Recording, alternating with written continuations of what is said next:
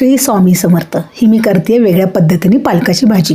आता पालक खाणं चांगलं असतं हे सगळ्यांना माहिती आहे. त्याच्यामुळे कधी पराठे, कधी पातळ भाजी, कधी आलू पालक अशी वेगवेगळ्या पद्धतीने भाजी केली की तो पोटातही जातो. तर इथे मी पालकाची पातळ भाजी करते माझ्या आईच्या पद्धतीने. कारण पालेभाजीमध्ये आपण लसूण घालून भाजी करतो, पण ती आहे ना पालकाची भाजी बिना लसणीची करायची आणि खूप छान होते. तर काय करायचं, सुरुवातीला फोडणी करायची. फोडणीमध्ये मोहरी, जिरे नाही घालायचे, हळद, मिरच्या आणि थोडासा जास्त हिंग घालायचा. त्याच्यामध्ये ही धुतलेली चिरलेली भाजी घालायची. थोडंसं पाणी घालून ही छान वाफेवर शिजवून घ्यायची आणि नंतर ही शिजलेली भाजी आहे ना छान घोटून घ्यायची. त्याच्यामध्ये 2 चमचे डाळीचं पीठ घालायचं आणि परत छान एकजीव करून घोटून घ्यायची आणि एका पातेल्यात काढायचं.